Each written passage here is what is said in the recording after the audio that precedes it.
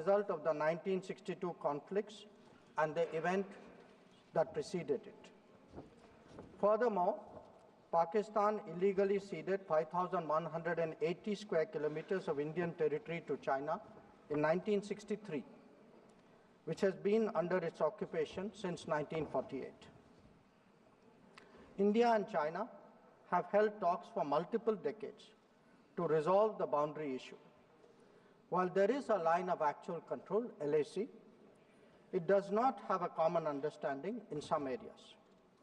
We remain committed to engaging with China through bilateral discussions to arrive at a fair, reasonable, and mutually acceptable framework for a boundary settlement.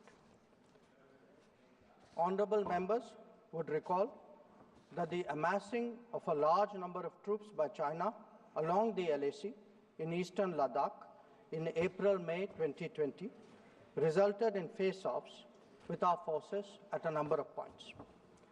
The situation also led to disruption of patrolling activities. It is to the credit of our armed forces that, despite logistical challenges and the then prevailing COVID situation, they were able to counter-deploy rapidly and effectively. Honourable Speaker, sir, the House is well aware of the circumstances leading to the violent clashes in Galwan Valley in June 2020. In the months thereafter, we were addressing a situation that had not only seen fatalities for the first time in 45 years, but also a turn of events serious enough for heavy weaponry to be deployed in close proximity to the LAC. While a determined counter-deployment of adequate capability was the government's immediate response, there was also the imperative of a diplomatic effort to diffuse these heightened tensions and restore peace and tranquility.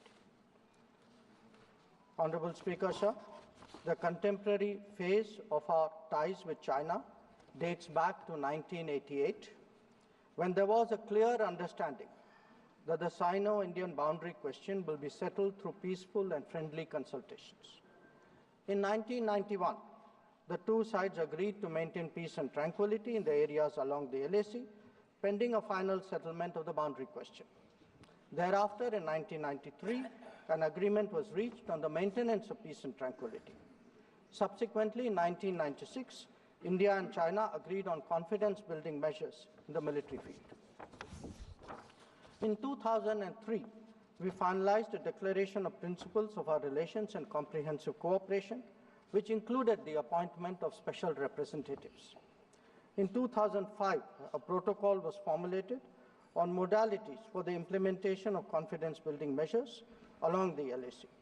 At the same time, the political parameters and guiding principles for the settlement of the boundary question was agreed to. In 2012, a working mechanism for consultation and coordination, WMCC, was established, and a year later, we reached an understanding on border defence cooperation as well. Speaker, sir, the purpose of my recalling these agreements is to underline the elaborate nature of our shared efforts to ensure peace and tranquility, and to emphasize the seriousness of what its unprecedented disruption in 2020 implied for our overall relationship. The situation arising after our counter-deployment in 2020 called for multiple sets of responses.